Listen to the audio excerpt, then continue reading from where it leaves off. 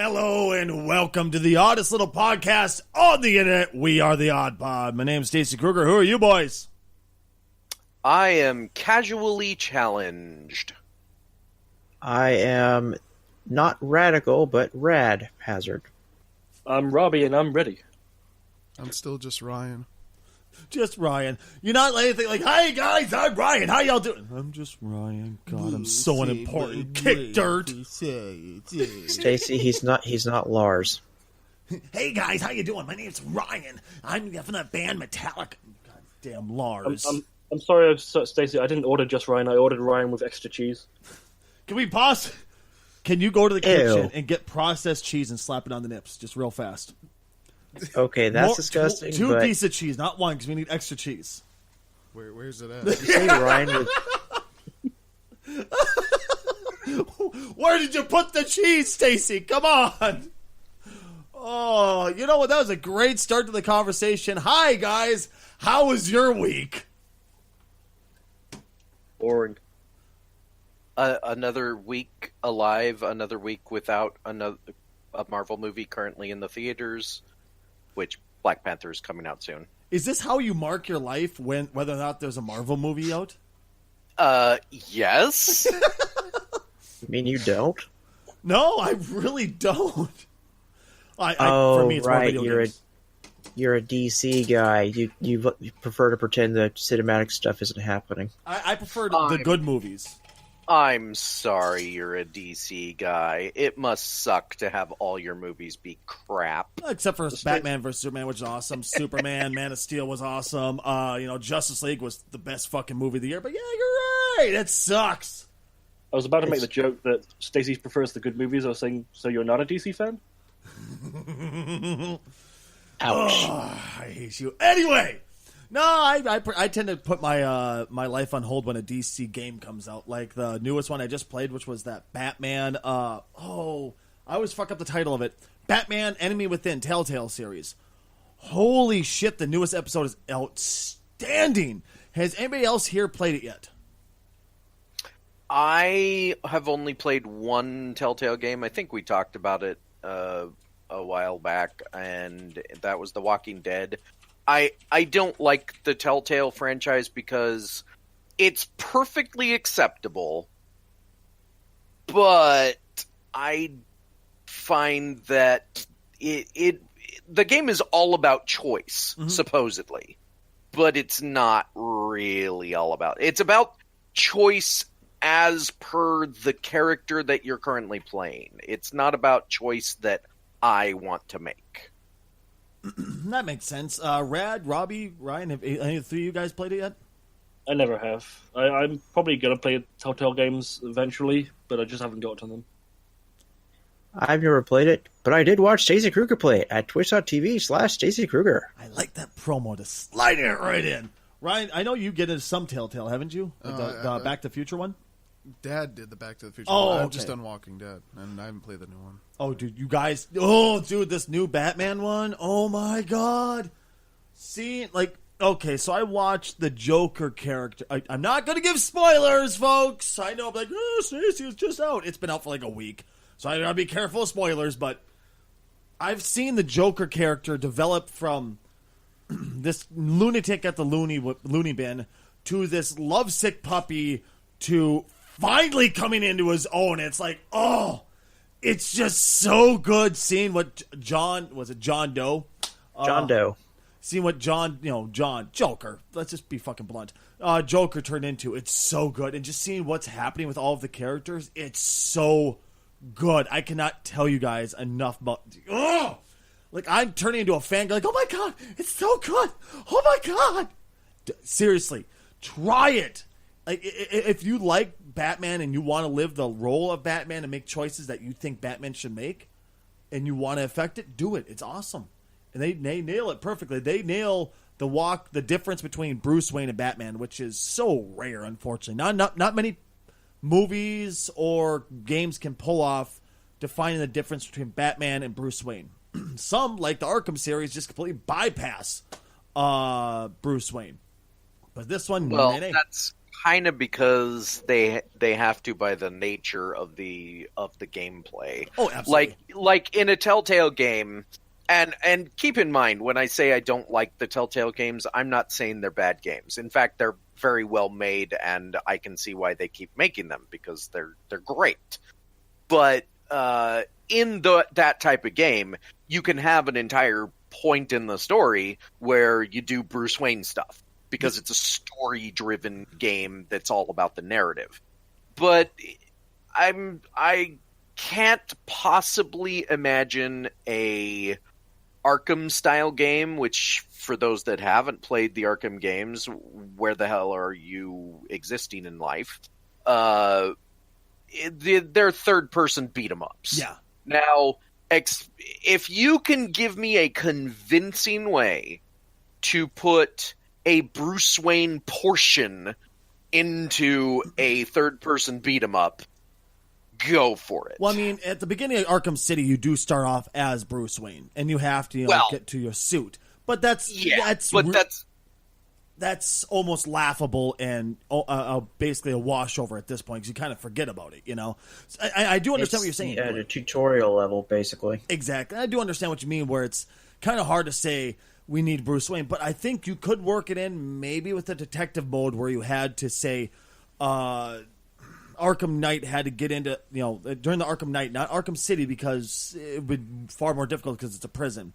But during Arkham Knight, there's a portion of the game where you have to go do a little more detective work than actual ass kicking. In that point, you need to go to Bruce Wayne style so he can get into this and kind of sleek in and go, oh, it's just Bruce, let him by. That kind of thing, Yes and no, but my point is that, you can actually explore, in a Telltale game, I don't know how they did Bruce Wayne, but in the movies, which is my main experience with Batman, when he's Bruce Wayne, in the better movies, you get to see the difference between Bruce Wayne and Batman. You get to see that Bruce Wayne is who he is.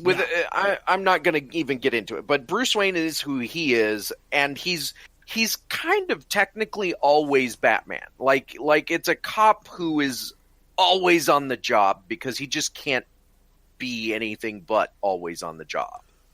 That being said, doing a Bruce Wayne portion in an Arkham game, you're still Batman-y. Very you know true. what I mean? Absolutely. Whereas in a Telltale game, you can have an entire exploration of what it means to be Bruce Wayne when he's not actually Batmaning.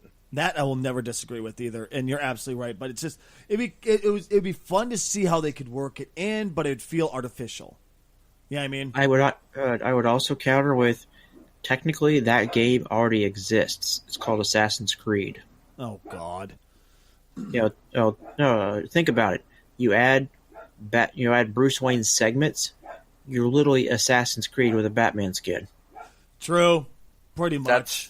Which Batman Arkham series already kind of is Assassin's Creed, let's face it. Just better, and was actually enjoyable. And guys, we all know I've been an outspoken person who's been rather bored by the Assassin's Creed games, which blows my mind still that I love Batman as much as I did. I think it was just because they made it a little more enjoyable. I'm waiting for everybody to go, no, it's because you like Batman. No. You love it because he's the goddamn Batman. The goddamn Batman. Well, not just because that. Honestly, they made it a little more enjoyable. They made it actually fun. It wasn't. It may have had a lot of repetition, but it wasn't the exact same thing every single time like Assassin's Creed. That's the one thing I could definitely say. Hey, when I get my bat yacht and I can shoot other things with my bat yacht, then I'll be happy. Here's the thing about the Assassin's Creed franchise. I'm not going to disagree that you don't like it. I'm not going to disagree that you're in the minority because there are quite a few people that don't like the Assassin's Creed franchise. But when it comes to games in general, there's one thing that I get a little bit annoyed by, and that is when people say, oh, it was repetitive. Now, I will agree there is a certain amount of repetition in anything that starts to get annoying. But let's face simple facts. There's certain repetition that we as gamers want out of whatever our favorite games is. For example, in Batman, it is technically a repetitive event that you go around and beat up bad guys. Yeah. But let's face it, you go around to beat up bad guys because that's what you want to do in a Batman game. Yeah. Well, I completely agree. It's just, I guess when I say repetition and when I speak of it in the Assassin's Creed style, it's the same exact missions over and over and over again. You know, walk on the rooftop, watch this guy, don't let him get out of sight for too long or else you fail. And that was it. Especially when I played the first one, it was just the same shit over and over and over again. Oh, the first one was really awful with the repetition. I will also never argue about that particular aspect of the Assassin's Creed franchise. I would say I have played all up to Black Flag, including Black Flag, which was the pirate simulator one. Mm-hmm. And what I will say about the Assassin's Creed franchise is there is a trend in the Assassin's Creed franchise which is escort and or stealth missions, where you have to follow a guy or you have to escort a guy and you have to do some of these in stealth. And if you get noticed or whatever, then, mission failed.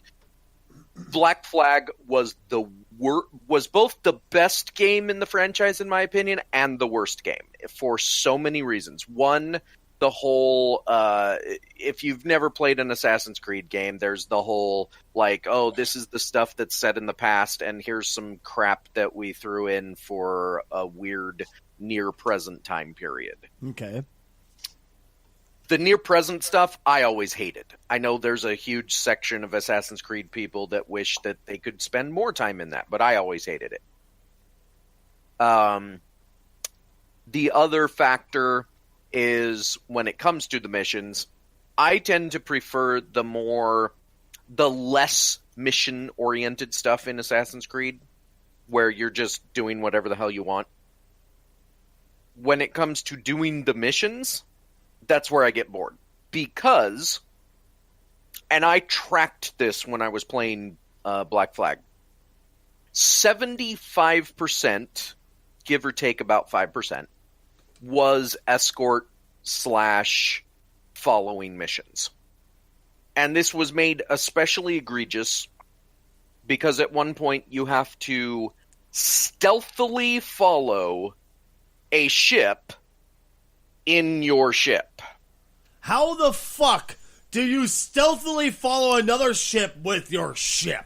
No, I'm just a guard on this ship. Nothing behind us. Just a 60-foot mast. That must be a tree. Now, it wouldn't have been so bad if it would have given me, like, a dinghy to row behind the other ship or whatever. Now, they do try and make it plausible by it's dark, it's foggy, blah, blah, blah.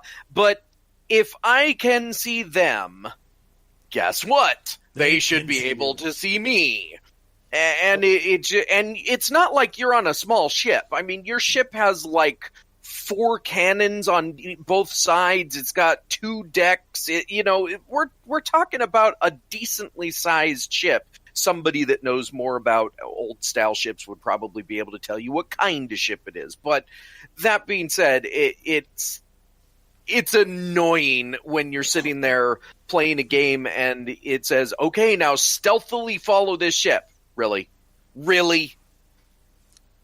Especially when you're in the open sea and not that swamp area. It's like, man, that man of war that I'm following really can't look behind it.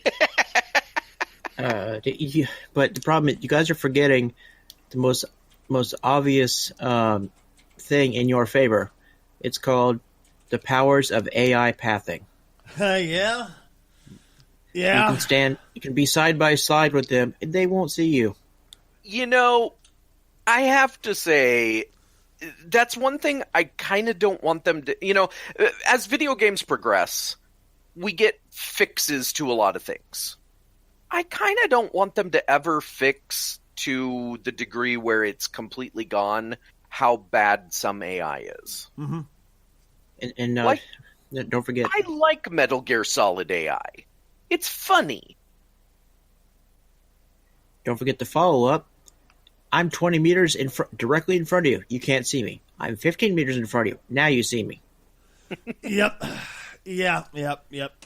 I was just playing a game the other day. I was just like, it was Evil Land 2. I'm walking in front of this guard. I was like a half a centimeter ahead of him, like from where I was before. He couldn't see me. I did my thumb tripped for half a second. I went back a half of a centimeter. I was like, "Oh, I see you now." Come on! Don't forget classic Skyrim AI. Oh God! Shoot a guy in the side with an arrow. What was that? Hide behind a rock for a second. I guess it was nothing. I Just love the that. wind. I know it's completely unrealistic, but I love that in games. Like, I love the idea that, oh, what was that? Somebody just died right here. And maybe even, like, for instance, in in Hitman Blood Money, somebody could die, and they would literally put the body in a body bag, drag it through the entire level until they got it to the security room, wherever, however long that took. And then they would be on alert for a bit, and then everything would go back to normal after a certain amount of time. I mean, to get some of the shit done they had to get done, it made sense why they had to, because game mechanics. But Jesus H. fucking Christ. It just seems silly. Then you have the Skyrim follow-up. Go into a shop, put a basket on their head. Steal the shop, take the basket off their head. Yep. Now, to be fair to that particular one, and this is why I don't think we'll ever get, like, perfect AI in a game, that particular mechanic was a bug. It was officially a bug. They said, oh, that's not the way it's supposed to work. But because the developers found it funny, they kept it in. Now it's a feature. I guess I know. Well, what I'm gonna be doing when I it get was home. still a bug, but they just, they said at the time when people started discovering that they could do it, they were like, oh, this is so dumb. And Bethesda came out and said, we know it's dumb, but it's funny, and we left it in on purpose. And that's one of the things I like in any game developer is when they accept that certain things are wrong, but they just don't care because it's so funny. I want to keep around gaming here for a second. And this is a topic that we've been meaning to bring up for, close to a month now.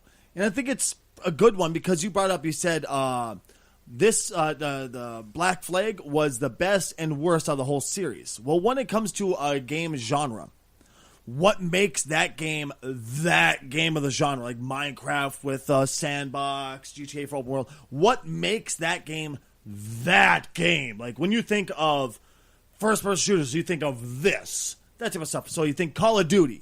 What would make it? Is it just pure sales, or is it actual content? What the hell defines that? Or is it just magazines?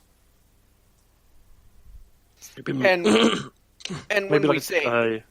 so maybe like a combination of sales, popularity, and exposure. Like Maybe, yeah. The more people that get exposed to that kind of game, like like a particular game of a certain genre, the more often they're going to think, say like FPS, they're going to think Call of Duty.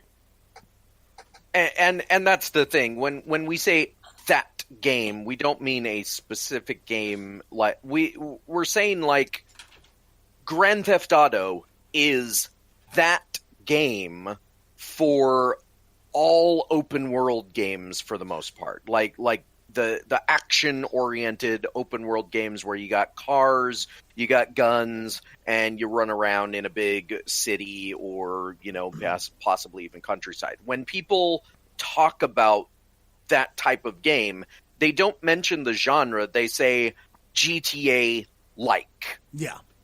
When people talk about roguelikes, I've never even played the game Rogue, and yet I play roguelikes all the time. How does it happen? Like, because GTA, it was not the first open world game. There was another game made by a completely different company that did that whole open world thing in the same way, where you had vehicles, you had guns, you had just wandering around a city. It was not as good as GTA, but I wonder, is that it? Is it just, oh, well, this one was so good? I think it would be, to me, it was so good that it defined how to do it properly. And every game after it copied that same exact style. I think the one you think of is Driver 1 and 2. Obviously not 3, because that was dog shit. No, Driver was not like GTA at the time, although it did technically come out. It was another game entirely. Oh, okay. I can't remember the name of it. Like, it's one of those forgotten games, too. I mean, it's just like when you think of MMO, you think of World of Warcraft. Because, yes, there were some MMOs before it, but World of Warcraft looked and said that style of gaming was so good. We're gonna make it. We're gonna say this is how it should be done. We're gonna do it so good everybody copies us. That's actually an even better point. When does that game become that other game? Because before World of Warcraft, it was Ultima Online that set the standard. Everybody talked about Ultima Online. Ultima Online this. Everybody compared every game to Ultima Online. And then, for a brief spec, it was EverQuest. I wouldn't say it was brief. Well, yeah, shit. And I then love World of EverQuest. Warcraft came out. It holds a special point in my heart. So I try to give it more credit than it really deserves. Well, I'm not saying EverQuest was a bad game. It was just it took what UO did, and it did it better. Yeah. So people were starting to say, "Oh, it's like an EverQuest game," and then that went away as soon as Warcraft came out. Like, as soon as World of Warcraft came out, people were like, "Oh, World of Warcraft this, World of Warcraft that." I think it needs a certain level of ease of entry. Like me, perfect example, when you watch me play GTA 5, I've never played a GTA game beyond the very first one and the British one on the PS1, which were totally different games. Well, You're talking about the top-down versions. Yep, the good ones. I love those ones. I still love those ones to this day. But, you know, like that, like, I've never played a GTA game of the newer versions until GTA 5. And that one had an ease of entry to let me into, like, the open world type of gaming, which I've never been really huge into before. I found it easy to play. I found it ridiculously friendly to join into. Sure, obviously not the game environment where, you know, there's a bunch of fucking shooting, there's drugs, there's strippers, whatever. No, but I mean, like, it was friendly as in it didn't push you away. It didn't make you work too hard to get into it and understand how it works. I to that particular rule, I think Dark Souls would be the only one that really challenges that. But, you know, Dark Souls made its own genre, so I guess that's okay. Soulsborne. You keep accidentally stumbling into another good example. Did Dark Souls make its own genre, or is it just taking... Because technically speaking, Dark Souls is just The Legend of Zelda with super difficult fights. I would credit more to Castlevania in a way, personally, just because of the awkward mapping and because I found nothing redeeming in Legend of Zelda, but that's just one opinionated asshole's opinion. But yeah, I can see where you're coming from there. I totally can. It's just the fact that the style of gaming is so different from Legend of Zelda. Legend of Zelda was such an easy entry. It was... Well, sure. It was kid-friendly, and it always has been, you know. Even the most recent one, which you know, is... I mean, technically speaking, before the term was even coined, the first Legend of Zelda was an open-world game. Yeah. You know, it's just people don't think of it like that. They think they think of it in the other genre that it's referred to, which is action RPG, which sort of, I guess. I could see it. Excuse me, I could totally see it. It's once again, I I have such a defined difference between Dark Souls and Legend of Zelda when one specific point, besides the difficulty and the hardcoreness of it, the currency. You don't lose your currency when you die in a Zelda, which sounds stupid. It really does, but I think that to me is the main defining difference, and that also what adds to the hardcore aspect of it. You die, you lose your fucking money. You know, your currency, your money, your souls, whatever. You don't get it back, or your blood in Bloodborne. You don't get it back unless you find the person that killed you or find your body. Well, where your body was. You know what I'm trying to say, though. I think to me that's the only real difference.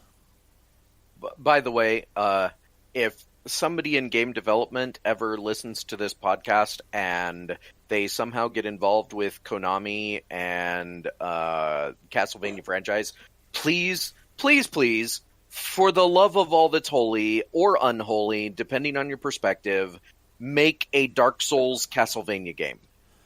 You know, that would be the first Castlevania I'd play. Literally, they have been trying to make a 3D Castlevania game since 3D became, like, the thing you do. And they haven't really succeeded. There's been a couple of okay entries, but nothing that just blew people's minds away. If they took the Dark Souls formula and they just threw in the guy with the whip going to fight Dracula, it would be the perfect Castlevania game. Now, would that be enough to start calling Dark Souls a Metroidvania instead of Soulsborne? I don't think so. I don't think it would. I think people would just say, "Oh, sweet! Now Castlevania is a Soulsborne game." At that point, that's another question. God damn you getting these topics that get us rolling. At that point, would that make Metroidvania games irrelevant and now make all those type of games Soulsborne? And is this even a relevant topic? Well, I mean, let's be realistic. I don't think any of our topics are relevant ever. GG. But I don't think you get rid of Metroidvania because, mostly because of Metroid. As long as Metroid continues to exist, you don't get rid of Metroidvania. In before Metroid becomes the new Dark Souls. They make a Dark Souls style. You don't get rid of Metroidvania because that has something that Dark Souls does not, which is backtracking to new areas. And Dark Souls is a little more linear in that respect. And Dark Souls 3, yes. And that is why, even Dark Souls 1 and 2, I mean, there's not really a need to backtrack much. The world is open-ended, but once you complete an area, it's kind of done. Well, you don't have to go back there.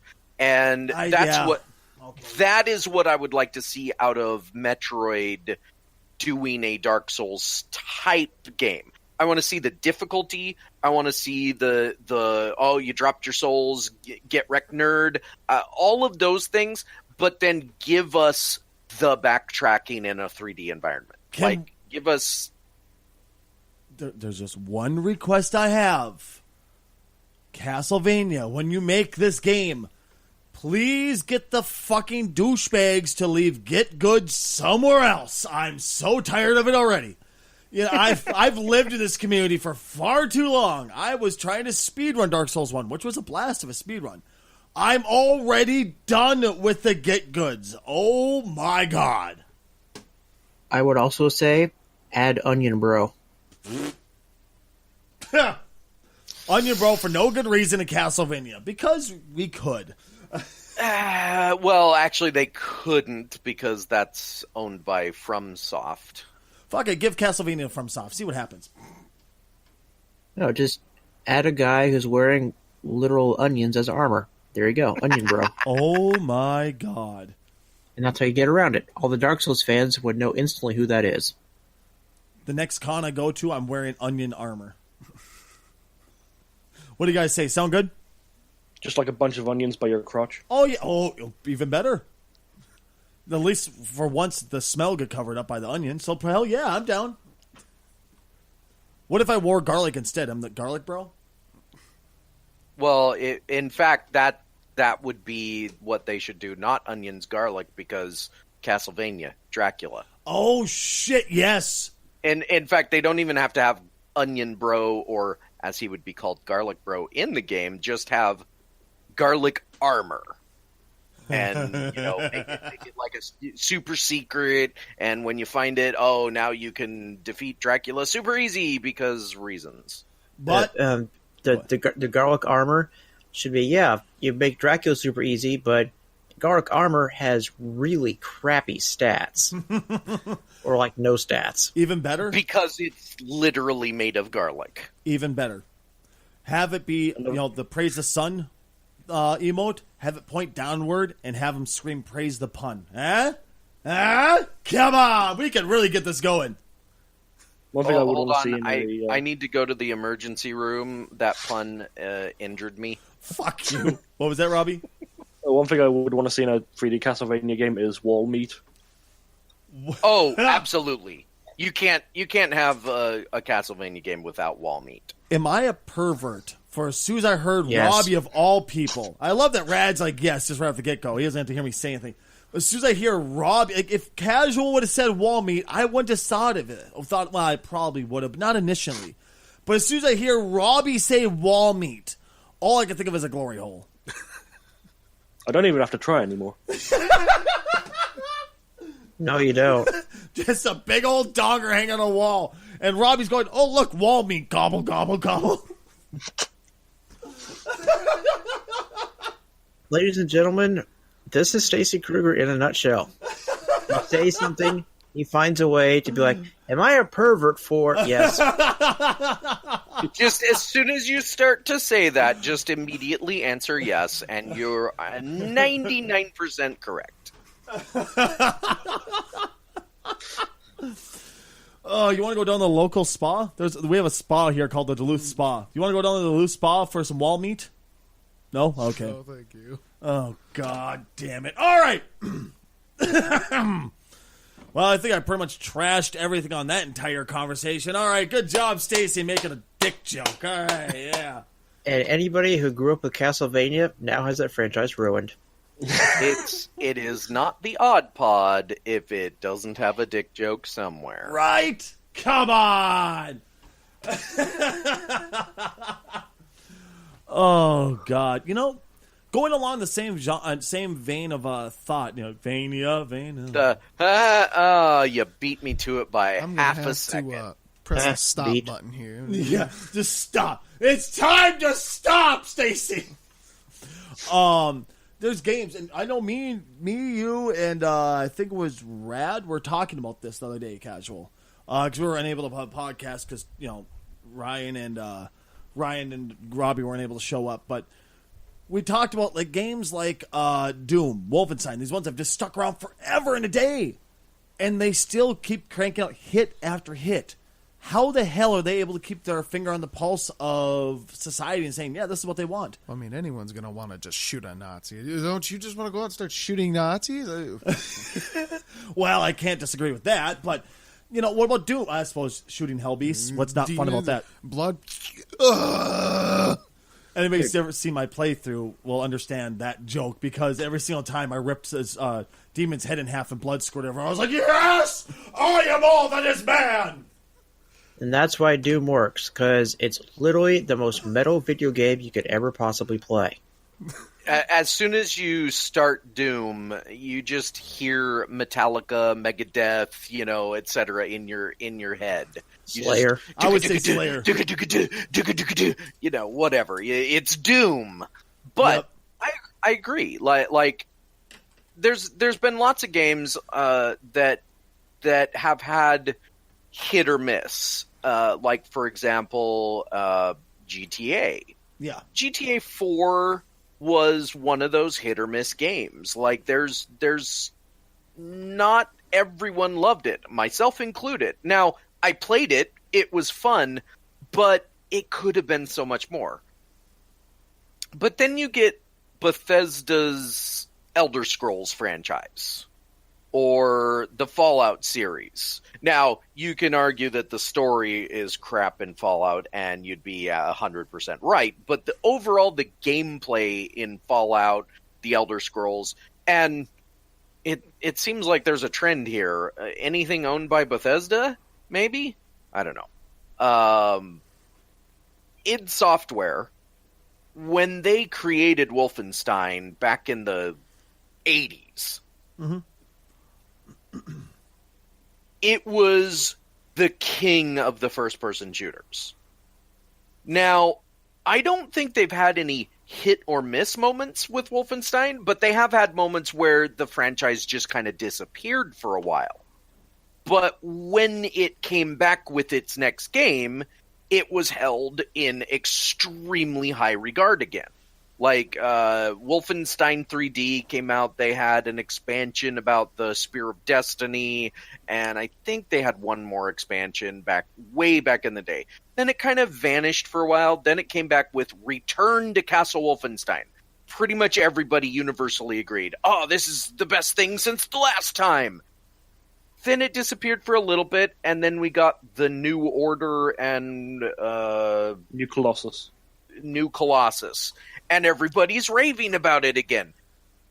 How can other game companies do this, or is it just something unique about these games? I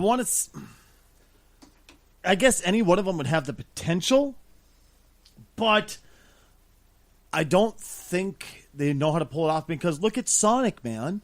Sonic had the potential to rock the socks off this entire planet for the next fucking 50 years, just like Mario is.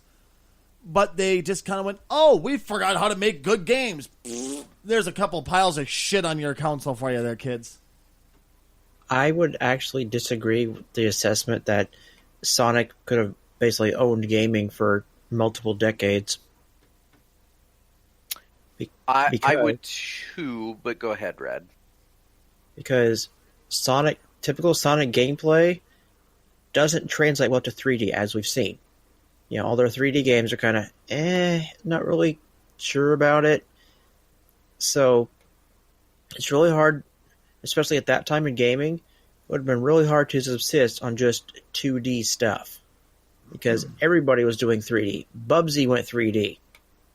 You know, and that game is a pile of garbage. Oh, that was bad. And I would also say that, especially when you get like Mario's very first 3D outing was the template for how to do it right. Like, nobody could have imagined at the time that when they heard Mario 64 was going to be all 3D, people were like, how are they going to do it? And then it came out, and it was like, oh, well, that's how. Sonic, though, it's not even just the 3D thing. Sonic has always been a little hit or miss.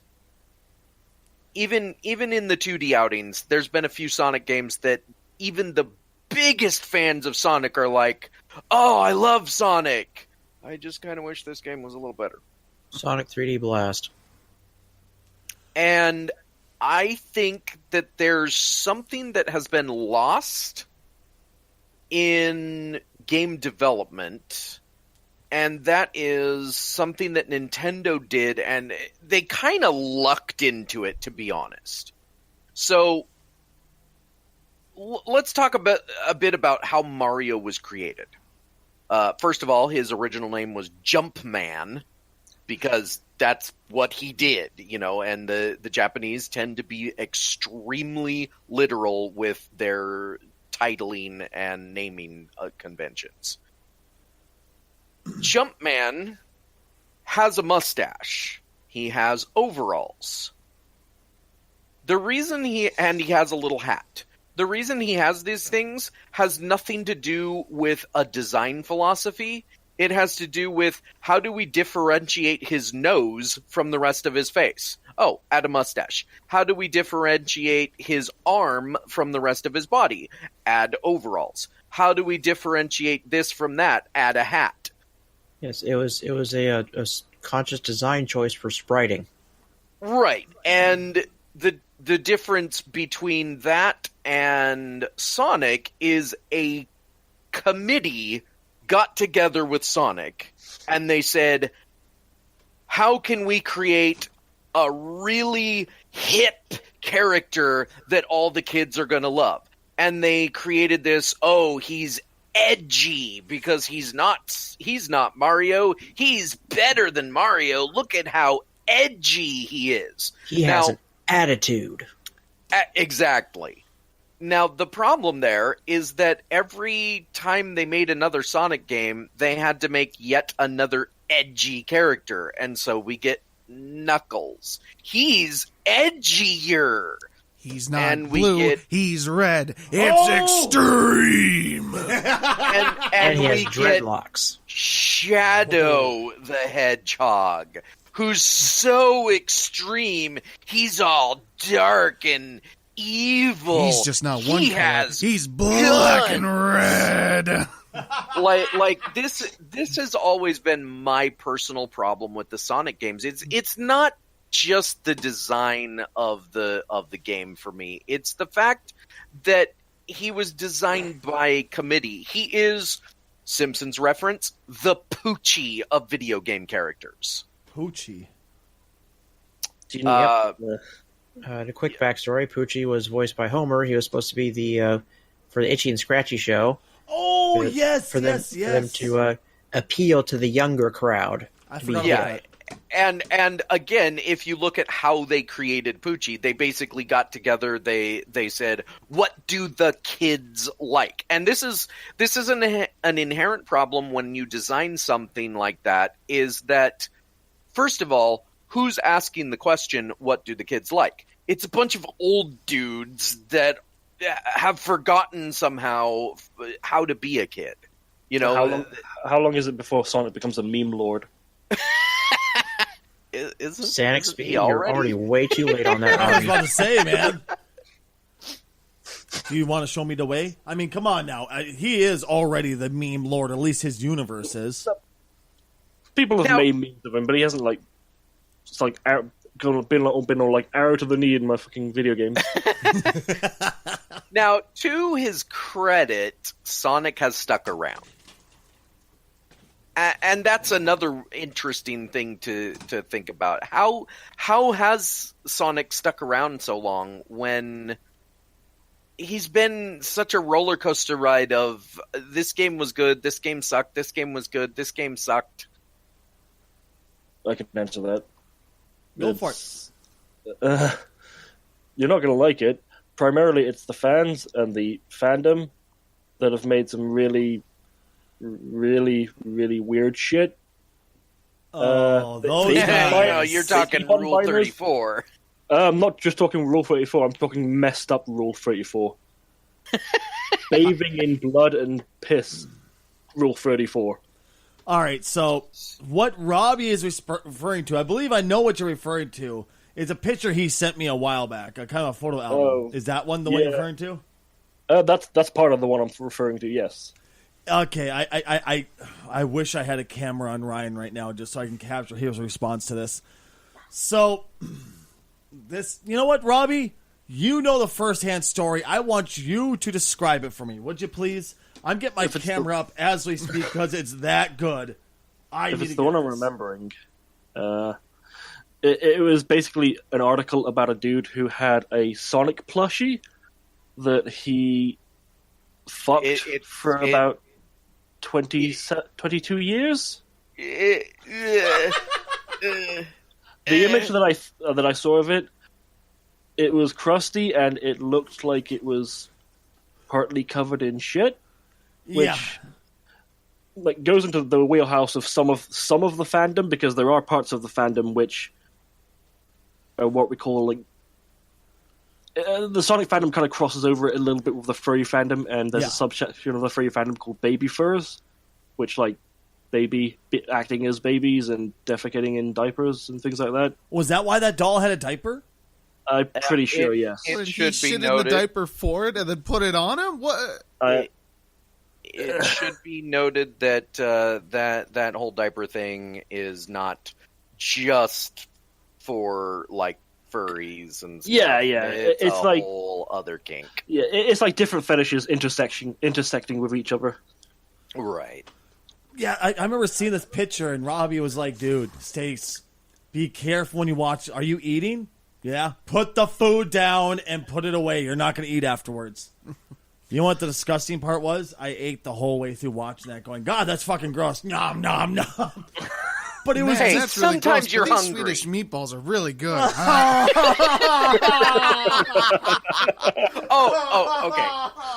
I'm going to sidetrack us a little bit here. Is it for dawn already?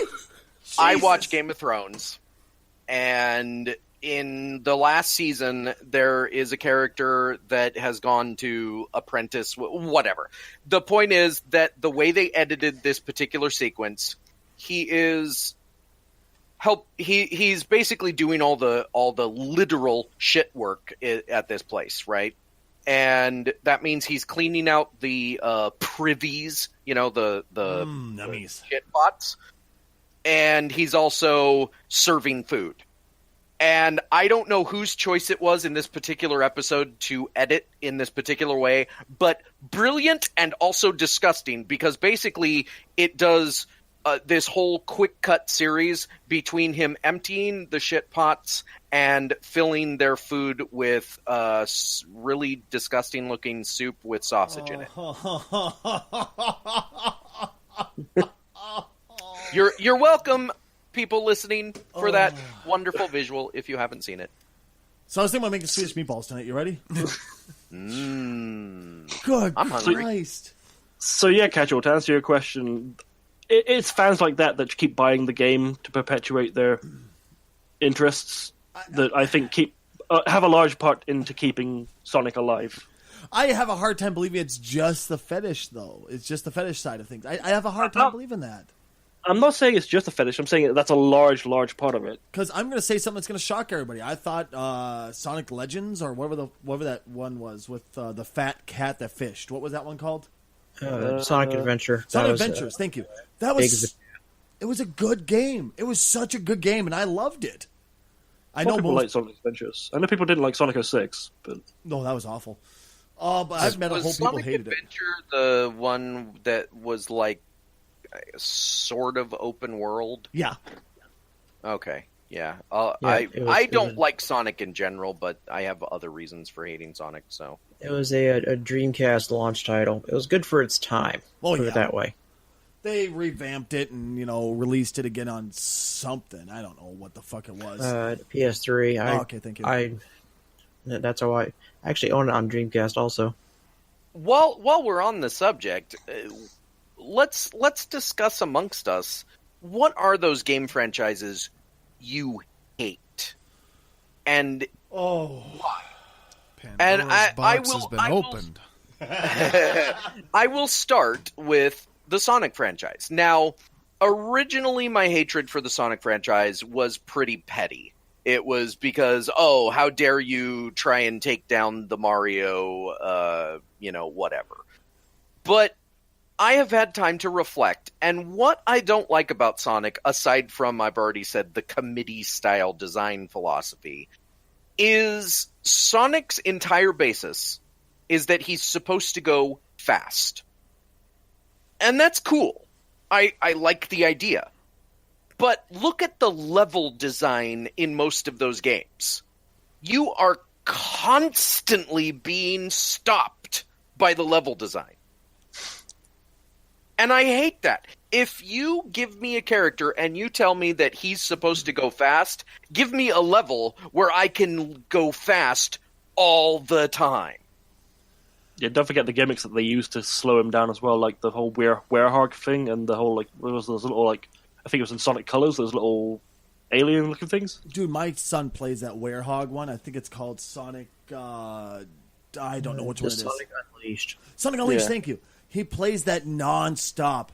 And I'm looking, it's like, Dad, can you help me? I'm like, it's awesome, it's Sonic. I'm playing this. I'm like, what the fuck? How do I do this? It was very artificial. It felt forced. It felt boring. But he loves it because, Sonic. He loves Sonic. He got Sonic fucking comic books and shit. He loves Sonic. But I would say the big thing about Sonic Unleashed, everybody loved the Sonic sections. Yeah. You know, that those are really darn good. But the game is held back by the werehog bits because it's slow. I just have to think that if you're going to like have like a big brawling sections, that's the kind of sections that I guess the character Knuckles was invented for. Yep. And again, if your entire concept is based around speed, why do you even create characters that are slow? Like, it bothers me on a development level that there are slow bits to a game called Sonic. You know, I just hate it. Also, why can Eggman constantly outrun Sonic? That's a good question, actually, man. That's another good point. Thank you for giving me more fuel to my hate for that franchise. Me? One of my fucking most hated franchises would be Legend of Zelda. And you want Really? Yes, and you want to know why. I'm going to give you one guess why I hate Legend of Zelda so much. Or the whole Zelda It's the franchise. name. No, not at all. Everybody gets one guess. That was mine. I too easy? Nope. You don't like the color green. Exactly. No! Rad, do you have a guess? It's not Dank Souls. God damn it. I'm blown away that nobody got this. The fucking fan base is such shit. If I sat there, I used to do this at school. I would sit there and people start talking about Legend of Zelda. I'm like, oh, cool. Which one is it? And they would give you this side eye, like, how dare you not know about our work of fucking art here that is Zelda? I went, hey, cool. Yeah, I've always wanted to play Zelda. I played the original, never really got into it. And they looked at you like, you could do this to any Zelda fan. I didn't really like the first one. It kind of bored me. And they look at you as if you just shit on the Bible. What? You don't like this game? No, really wasn't my thing. Dare you not like the thing that I like? That's The first Legend of Zelda isn't that good. It's not, man. It's really, really not. It's NES and it doesn't explain a thing. It was for the time, but I agree. If you were to try and give the original Legend of Zelda to almost any gamer now, yeah, it doesn't work. I want to say, Stacey, how long have you spent around fandoms? Because that seems to describe the vast majority of them. That's also true. Quite a bit of time, and I would say Legend of Zelda was the most toxic out of all of them, in my personal opinion. Even worse than League of Legends, but that's just, the fans in general, not necessarily Undertale says hi. Oh, God. Rad, you know how to just take the legs right over me because that's the next one I was going to hit up on. Fucking Undertale. Oh my shit lord, once again the fan base. Not because the game was not great, but it was okay. But the fandom, holy shit. I went to go play that game on stream, and I've had people coming in left and right. You need to do it this way. You're playing the game wrong. Excuse fucking me. I'm playing a game wrong? Yeah, anytime I get that, like, you're doing it wrong. I have always, like, when I used to stream, I was playing some game, I don't know, it might have been Assassin's Creed, and somebody came in to watch, and they said, you're doing it wrong, you have to do it this way, because I was no, in fact, it was Dark Souls, that's what it was. I was playing my Zweihander style without any armor, because I didn't have the stone armor yet. And normally, I only use the stone armor for going up against bosses. And I got these people coming into my chat saying, you're doing it wrong. You should be using this weapon. You have to do this. You have to do that. Whenever I get that response in any fandom, I tend to go the other direction and just do it more wrong. Because... fuck you, I'm going to play the game the way I want to. Welcome to streaming a Telltale game on Twitch. Oh, God. For other actual franchises, for the game itself, Oh, God. I'm trying to think of things I hate for the game itself and not just the fan base. It's silly enough that a fan base can ruin a game, but it's true. I can't think of many games I hate as a game just because of the game. I'm sure once a podcast, I'm like, oh, I forgot about this one. But I can't think of many games I hate just because of the game. It's honestly just because of the fan base on so many different games. There was a couple of crappy horror games you played you couldn't get to work, so you hate those. Oh, that's just because they didn't work correctly. I'm trying. You know what? Go ahead, Kat. Go ahead, Rad. Go with yours. I'm going to try to find a game I hate because of the game and not because of the fan base. Oh, shoot. He punted to me, and I don't have an answer. Robbie, go ahead. Resident Evil. Really? I fucking hate hot Resident take Evil. alert. Why Resident Evil? This starts way back. You know the scene in the first Resident Evil where the first zombie turns around? Yeah. Yeah. That gave me nightmares, and I fucking hated Resident Evil ever since. You're shitting me. It's over the nightmares? Really? Yeah, I cannot fucking stand zombies ever since. I don't like The Walking Dead. I don't like anything with zombies in. Well, I don't like The Walking Dead, but that's for a totally different reason. I can't stand zombies, and it's just been one of those games that I've tried playing Resident Evil 2 and 3. I've never got into the whole like horror survival aspect of it, and with the fact that it's got zombies in it, just puts me off. Right. I fucking hate it. The first thing I think of when I hear Robbie, stopped at the first zombie turning around is, oh, he missed out on the Jill sandwich bit. That was so awful. I loved it. Also, my brother played that later in the game, and I found out it had giant spiders in it, and I'm terrified of spiders. Aha, I understand. That is a valid fear. Spiders are horrible things with too many legs. Spiders and are Satan's semen. They're either too small or they're too big, and they should all be just gone. Spiders are Satan's semen. I just want to make sure we go over this one again. Robbie, can we find a fandom for this, please? Can we get like a rule 34 for this somewhere on Tumblr? It's already been created the moment you said it. Satan's semen. All I can imagine is he comes and comes just like little spermies that come fucking crawling out. You know you can't. Jesus. It is possible to let things go. I can't. I'm just saying. How am I supposed to let that go? That was too perfect. It stands on its own just fine. Thank you very much.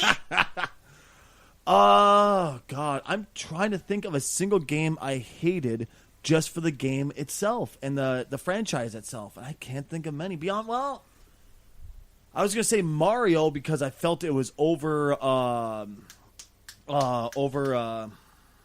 Italian.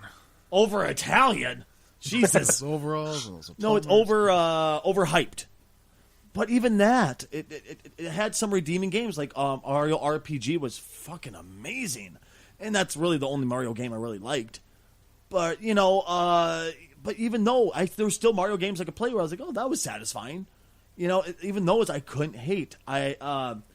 Anything past Final Fantasy X, excluding the MMOs, I guess. But that's still not hating a game franchise. That's just hating a couple that have come out. I don't know what I could say that would make me hate a game franchise. You hated Skyrim at one point. Honestly, because I just didn't think it was very fun. I didn't hate it. I just didn't like it. I hated it because people came in and told me I had to play it 24/7. You need to play this game. And once again, it goes down to the fan base. That's what made me fucking hate it. Is that the same reason you hate The Witcher? Yes, because the fucking fan base. Oh my God, I just had a fucking breakthrough. I fucking hate games strictly because of fan bases. Jesus Christ.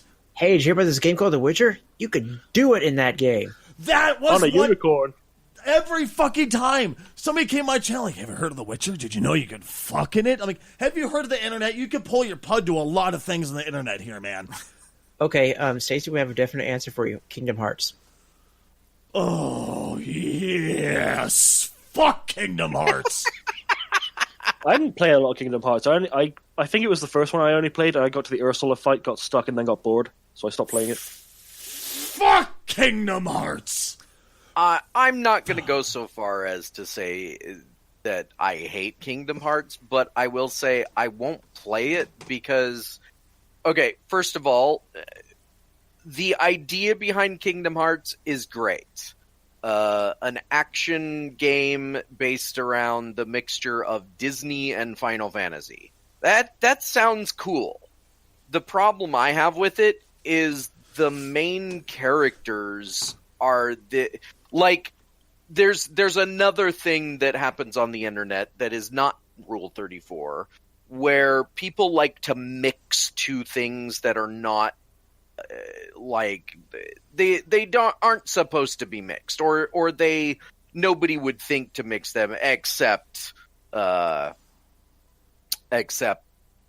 because it's the internet.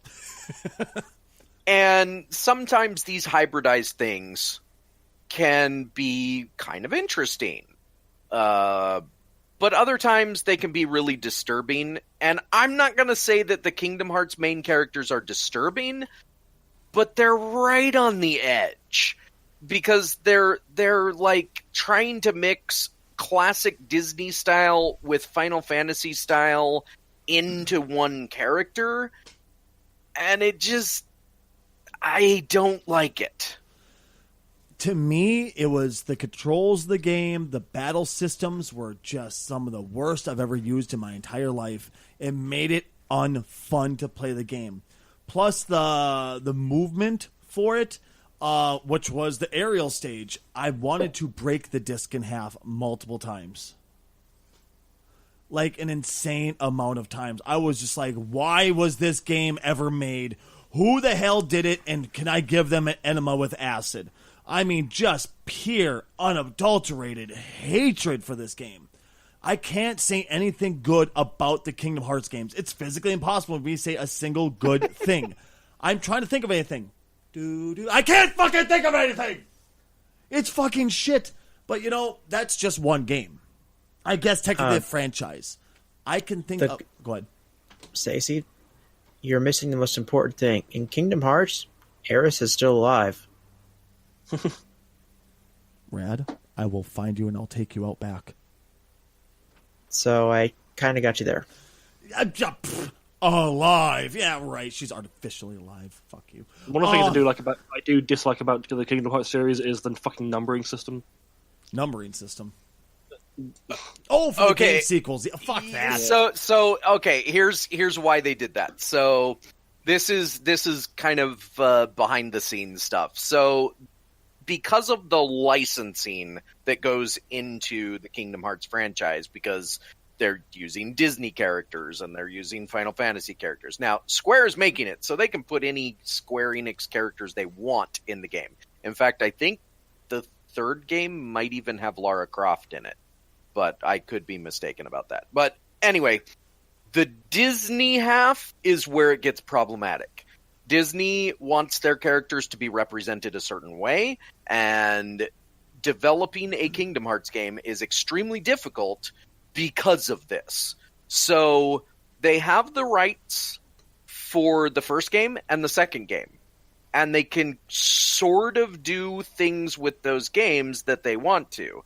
So the 1 point whatever games and the 2 point whatever games are not technically new games. They're just rehashed, reworked versions of the previous games. And that's because Kingdom Hearts 3 has been sitting on the development hell table forever because of Disney's requirements before they put it out. Oh God, I hope to Christ. I hope they never put it out. I hope the person that's in charge of Kingdom Hearts 3 takes the fucking download and deletes everything, puts on a master disc, breaks that disc in half, takes a shit on it, burns it, and I hope to Christ no one in the Kingdom Heart fucking fandom ever gets to play that game and they weep the rest of their lives. Here's the funny part. When Kingdom Hearts 3 comes out, it's going to be the highest watched game on Twitch. I completely disagree. Tell us how you really feel. It will not be the biggest. I will put money on it right fucking now that it will not be the highest watched game on Twitch. I'm writing down the timestamp right now. I'm going to hold you to I'll it. put money on this motherfucker. I don't know. No. But, there's another thing I can get into, but it's less game series, but more of a genre. But it's a subgenre. There's horror games, and then there's the dog shit horror games. The ones that were, I like to call Kickstarter horror games. You mean like FNAF? Actually, FNAF isn't that bad. For the type of game it's meant to be, it's rock solid, and it's a great game for what it's meant to be.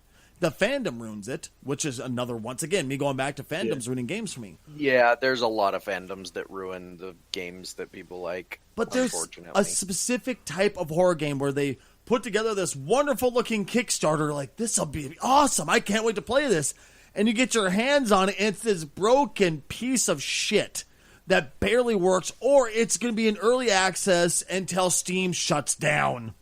Not the game, but the whole the service itself. Yeah, I mean, I can't stand it because what I mean by hating that subgenre is the fact that they're so good at selling the hype for their game where you're like, oh, this is going to be so much fun. I can't wait to play this. And you finally touch it, you're going, why did I even spend 15 of my minutes of my life wasted on this? Why did I waste it? I could have masturbated 3 times in a row by now. Robbie knows my feels. You're going to masturbate 3 times in 15 minutes? Only? Well, I guess you broke my record. But yeah, it hurts so bad when I get my hands on such a great game and it just flops. What was meant to be a great game off of Kickstarter, off early access, and it flops, which is, I guess, once again, my hatred for early access might be bouncing off of that once again, But it kind of gets down to that subgenre of shitty games that are put out and they just look great, but that's all they are. They're beautiful lipstick on a fucking herpy-ridden whore. Yeah, I mean? And with that little rant, you just drew in the entire community of people who played Mighty Number 9. So that's one of those games that should have been good. Yep. And it should be noted, it wasn't bad. But much like another game in the same vein, Ukulele. It was being made by the same people that did the original game. Mighty Number 9 was being made by some of the original people that made the Mega Man franchise. Ukulele was made by some of the original people that were involved in Banjo-Kazooie. And from at least a cursory perspective, it should have worked. It was literally everything that should have worked about it. Unfortunately, at least I think probably in the case of Mighty Number 9, I didn't actually play it. I own it. I helped back the Kickstarter. But I didn't play it because all I heard was it's so mediocre. And I did play Ukulele, and it's the same deal. It's trying to go back to what made the original game that it's based on great, but it's not doing anything different. So what you're saying, there's 2 ways to answer the question. Was Ukulele or Mighty Number 9 good? Yes with a but, no with an if. Yeah, pretty much. Yeah, they're good if they came out in the 90s.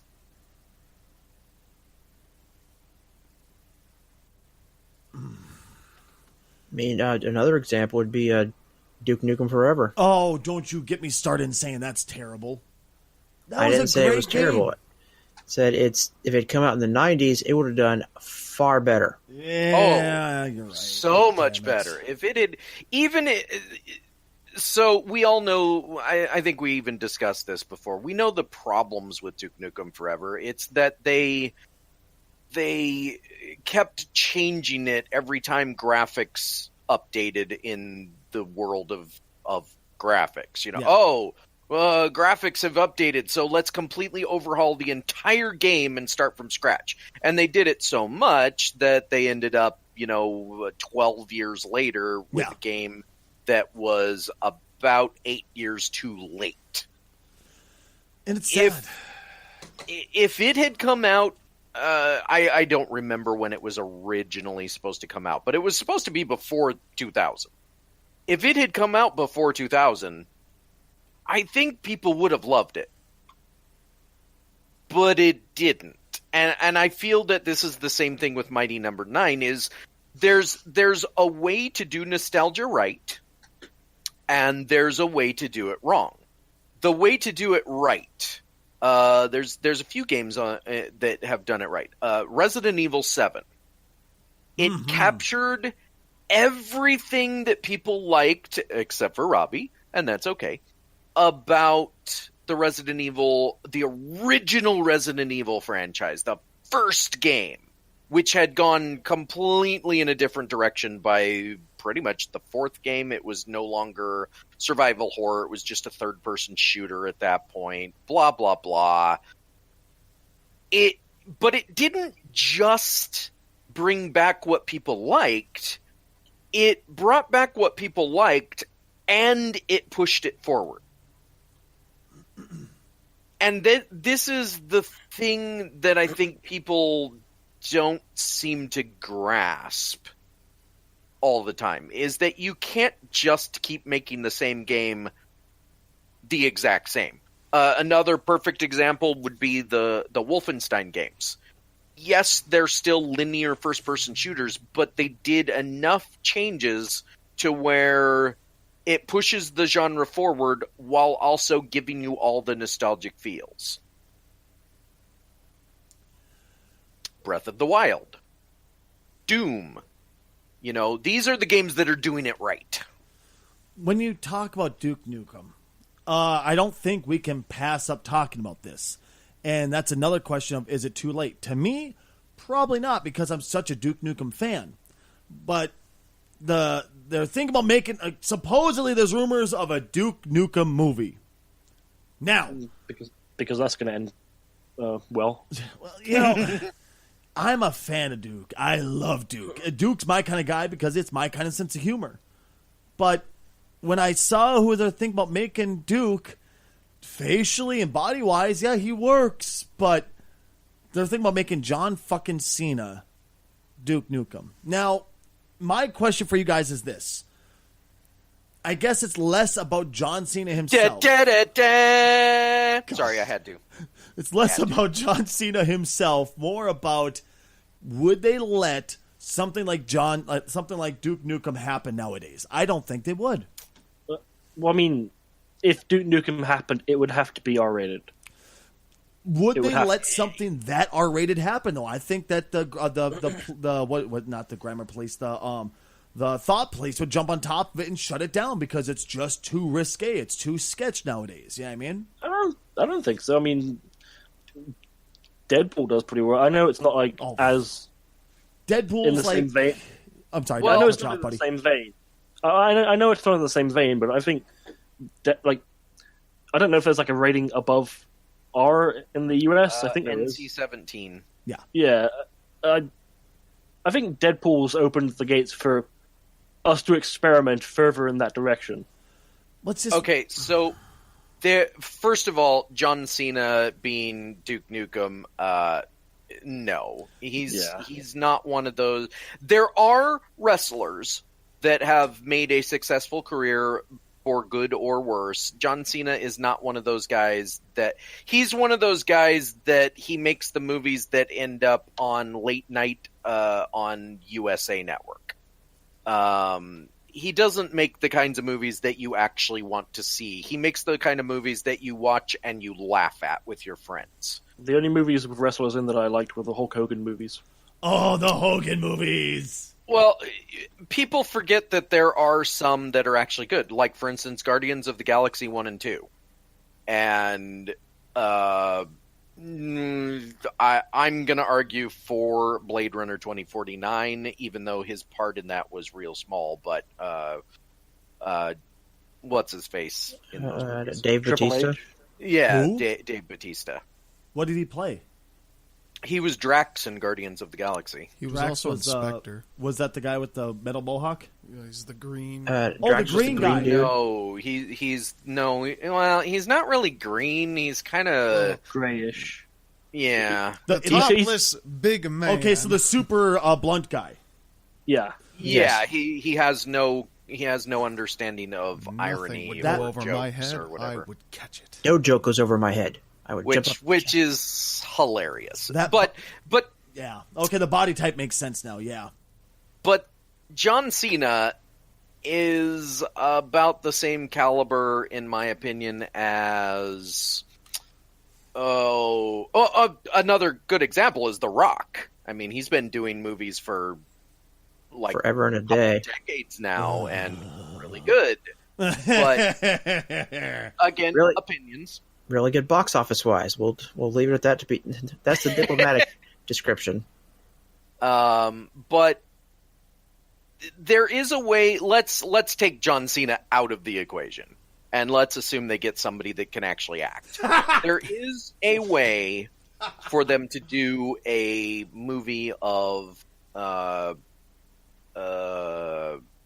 Duke Nukem. The way you do the Duke Nukem movie is you do it as a joke. Like you do it with a self-referential humor aspect to where you are referencing how out of touch Duke Nukem is, and you reference the 90s of Duke Nukem. See, you know me and my fandom of Duke. I don't want to see my boy get, plopped down to just schmucksville, basically, where he just becomes a joke of himself. But unfortunately, you're right. It's kind of what he's gotten turned into over the years, because he's about as relevant as I am nowadays. Let's face it. You're an old man. You don't understand the young people. I thought of the perfect actor. I don't know if he's still available. Brian Bosworth. Who's that?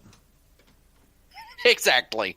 He was famous for his 15 minutes back in the late 80s, early 90s. He was a football player who the Seahawks paid like a lot of money for him, and then he was kind of mediocre for one season, and then he got like some sort of injury where he couldn't play for another season, and they basically like shit canned him. No, I shit. will say, well, with that haircut, if you put sunglasses on him, he would look like Duke Nukem. Yeah, that's why I mentioned it, just because of looks. If you here, I'll Google it, but yeah, if people listening Google Brian Bosworth, they'll know what I'm saying. The Boz. Yeah. That was his football playing nickname. Yes. The Boz, huh? I don't know. And then he got run. Then he got run over by Marcus Allen, and that was that. I don't know, man. Once again, it's just my biggest problem with John Cena being Duke is the fact that he's just too much of a goody two shoes. Whether he's on screen or not, he's just too goody two shoes for this. Yeah, I mean, It's just like picturing the kind of things that Duke Nukem says. I can't picture those coming out of John Cena's mouth. right, dude? Well, and maybe this is an opportunity for John Cena to show us all what he can do. I don't know. I don't pay enough attention to wrestling to really say one way or the other, but there are times when you're like, oh, no, I can't see him. And then it turns out, like Leslie Nielsen in the Airplane movies. Now, yeah, because that was his first comedic debut, actually. Yeah. Yep. And most people, they remember Leslie Nielsen as being Mr. Comedy, because after that, he became Mr. Comedy. But in that movie, the reason they chose him was because at the time, he was one of the most straight-laced, he was the guy that you cast as the most straight man. Like, he was, we want somebody that will imply that this character is just super goody-goody and nothing, he wouldn't do anything bad. And then Airplane came out, and everybody was like, "Oh my god, that was the best thing ever." So maybe this will be John Cena's moment. I have to wonder if they do go like full NC-17 and Well, they wouldn't do that. No movie would sell at NC-17. yeah, but I mean like as close as they can get, which I guess is R rating. Yeah. But would WWE want to associate with an R-rated kind of movie like that in the Duke Nukem vein? I don't think so. I don't think Duke Nukem will be R-rated. I agree that it would probably be better with an R rating, but I think that Duke Nukem is going to get a PG-13 because they want to sell as many tickets as possible, and PG-13 is the mass market rating. It's the rating that filmmakers go after when they're trying to make a film sell. And if you make it PG-13, the market goes out the window. Which is the lowest rating where you can still show tits? 13. R. I thought it was 13. No. You still show it. No. Oh, well, fuck me. In 13, you can have one non-sexual fuck. Oh, stop. 2. How do you Two now. have 2? non-sexual fucks? Have you seen the term? The word fuck. Stacy, look up. The word. I was about to say, Stacy, look up the term planking. And that's it. Yeah. So so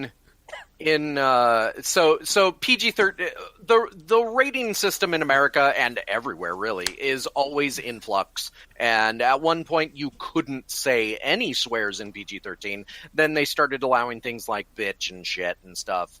Then they decided, well, I mean, these kids have been exposed to the word fuck before. Let's allow 1.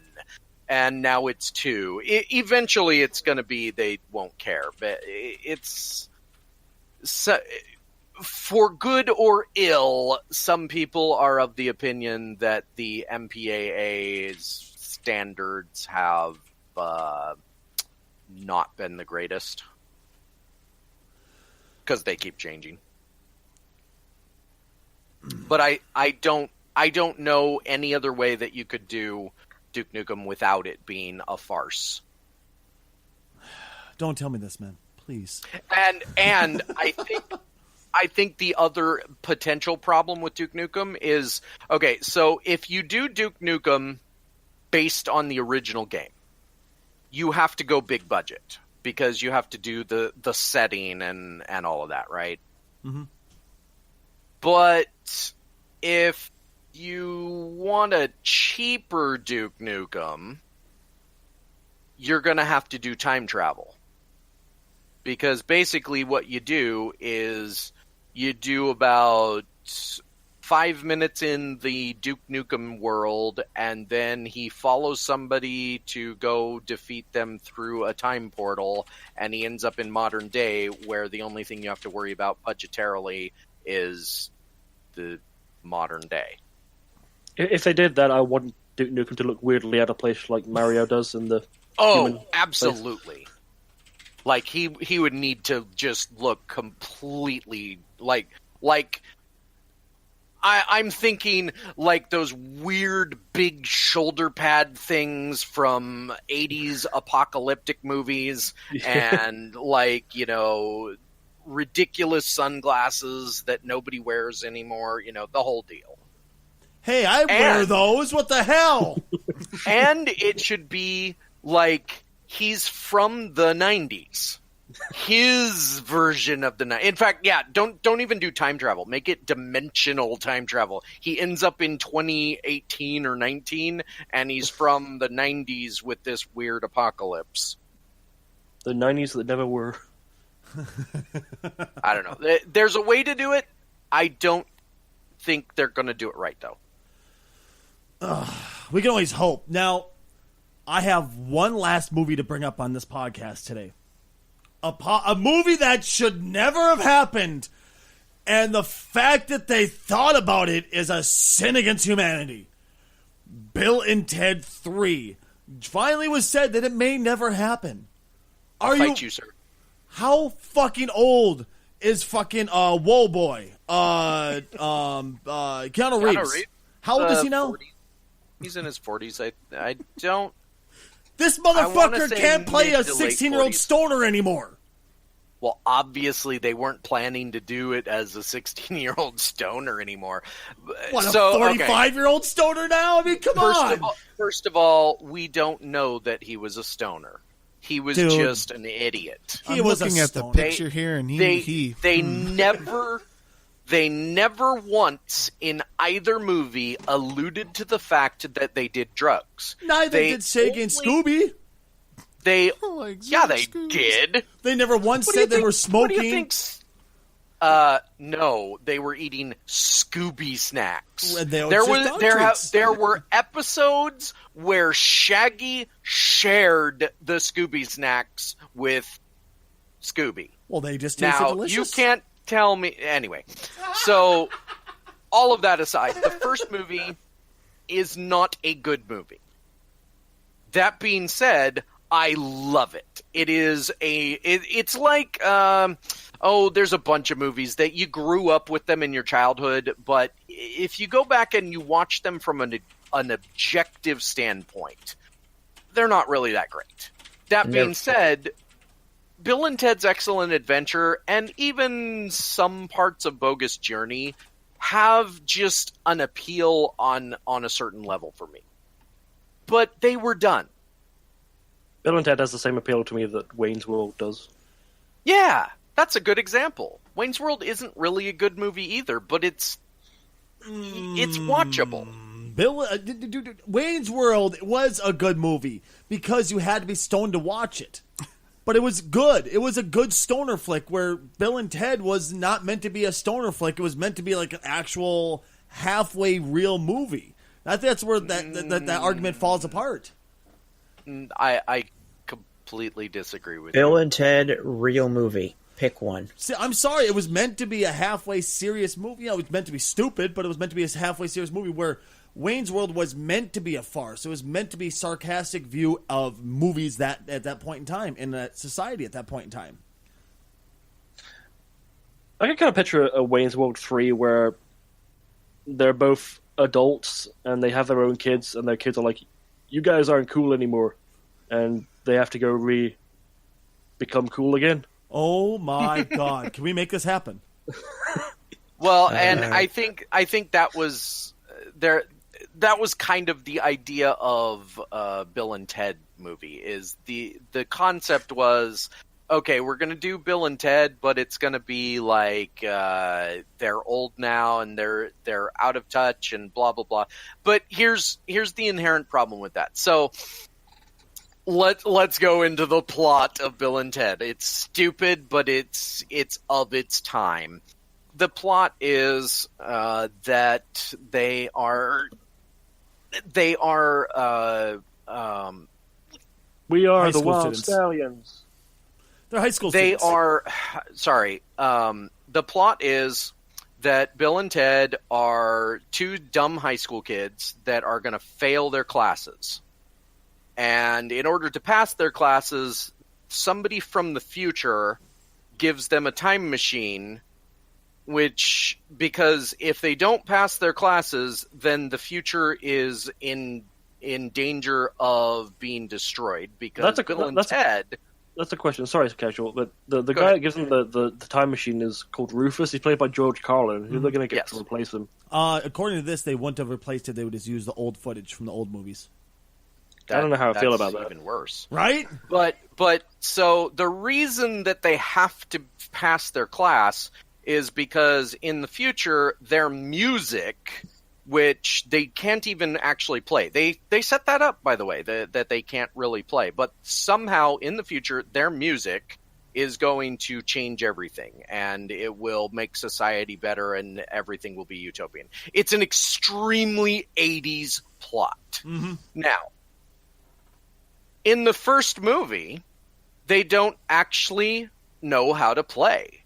So you have to wonder how this is going to happen. Well, it's the second movie that some guy tries to stop the future from being a utopian for reasons that are just movie reasons. Because if it's a utopian society, then there would be no need to.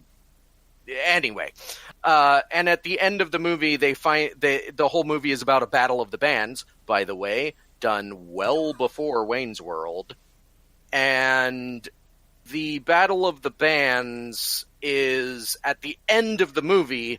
They finally learn how to play. They win the battle of the bands, and then they do this like news report things as the credits are rolling by, and it explains how their music changed everything, and again in a very 80s way, like their music somehow clears the ozone layer and does all these ridiculous things that music can't do.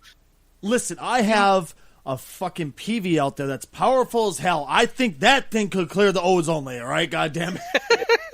I always kind of like the Deus Ex Machina at the end of Bill and Ted 2, where they get to the battle of the bands, they don't know how to play, so they just hop in the time machine. They're gone for like a second, they come back, and they're the greatest rockers ever. Right, because they decided, oh, well, we're just going to go and we're going to practice with Van Halen and ZZ Top. Slash and a bunch of other people, and then they come back and, oh, now we can play, and they're the greatest band ever.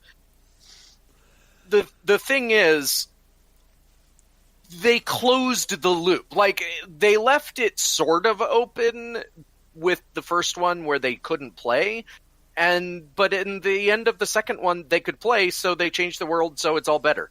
There was never a point where I was looking at the story of Bill and Ted and thinking, where's the third part? Yeah, never once. I remember actually I never watched the first one until well after the second one was released. I watched the second one first. I was like, God, this movie was shit. But I loved it. Well, the second one was not as good. I loved the second one because it was the only one I knew, but I was like, this is fucking awful. But I still watched it, and then I watched the first one and went, I don't know which one's better. Honestly, I think they're both were pretty dog shit. They're both equally the same, however you want to take that. I'll take that as it is. We got one thing left to talk about Woolboy, though. Apparently, John Wick's getting a fucking TV spinoff. It's all about the Hotel Continental, I'm sorry. Who's asking for this and why? I mean, I it's cool in the movie, but I just never really thought of it as a TV show. It just doesn't seem like a TV show to me, you know? What are the ratings like on TV shows, like age rating wise? I know, like certain things. They don't really have. I mean, they sort of do. In America, they started doing this thing where it's like TVMA is mature adults.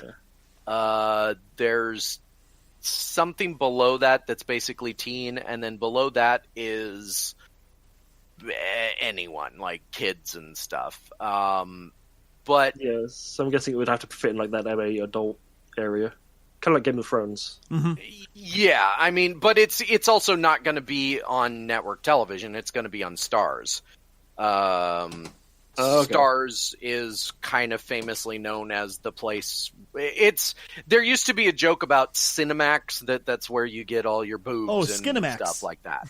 Well, Stars it kind of replaced Cinemax because I don't even think Cinemax exists anymore. Well, in that case, when I get cable back, looks like I know what I'm going to be getting. Because, like the internet doesn't exist. But yeah, so Stars is where it's going to go, and since it's a pay cable channel, that, like a premium channel they call it, they can do whatever they want. That being said, I honestly don't think they would do a lot of nudity stuff. I mean, they could, but even John Wick 1 didn't have a whole bunch of nudity. I can't think of any nudity it had. There wasn't. It was all the violence and swearing that caused it to be R-rated. I mean, he was in a towel. That was about the closest that came to nudity, The thing I like about John Wick is John Wick.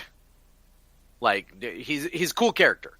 Now, the world he inhabits is also interesting, but I have kind of an inherent problem with the idea of doing a series about the Continental, because all the things that they do in John Wick, you can't do in the Continental.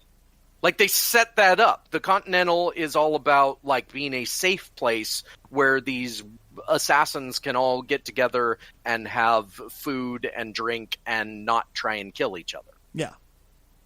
And if you break the rules, then you're kicked out of the Continental, and you could possibly even get killed by the people that run the Continental. So, from one standpoint, the idea of exploring the John Wick universe through the Continental seems like it might be interesting for one episode. Yeah. My question is, would John Wick be included in it? Or would they have to just have it be just the dude at the front desk and the owner and all that, and that's it? Well, so if you've seen John Wick 1 and 2, spoilers, John Wick can't go to the Continental anymore. Oh, I want to watch number 2 now. God damn it. So that's the only spoiler I'll give. There's reasons. John Wick 2 is really good. Okay. But there is talk that Keanu Reeves will make an appearance in the Continental, like probably a cameo or something. But we don't know. We don't know much about it right now. We don't know, is it going to be a prequel to the John Wick main movies? Is it going to be set during? Is it going to be after? You know, what's that? But again, I keep going back to, if it were an assassin hotel, right, where assassins could go and, you know, be there, but they could also potentially get assassinated. That sounds interesting. Like, ooh, what will happen this episode? Who's, you know, but the whole concept of the Continental kind of precludes the idea of making it interesting, because you can't do anything there. And if you do, you're kicked out. So I imagine like one episode where they explained the Continental, and then, okay. And then the next episode, somebody does something and they're just kicked out. Well, I mean, what made... Where do you go? Well, my question is, what made John Wick fun? I mean, they had to have a skeleton story there for him to do all his killing. So there was a skeleton story, all the killing, gore, all that shit. That's what made it fun.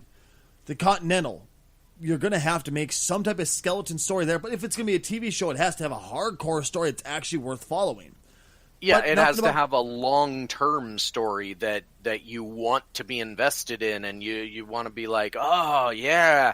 But where again, where do they go? Like, Exactly. it seems like on the one hand, I'm like, yeah, more John Wick universe, because I do like John Wick, and I can't wait for Chapter 3. But on the other hand, I'm like, the Continental, really?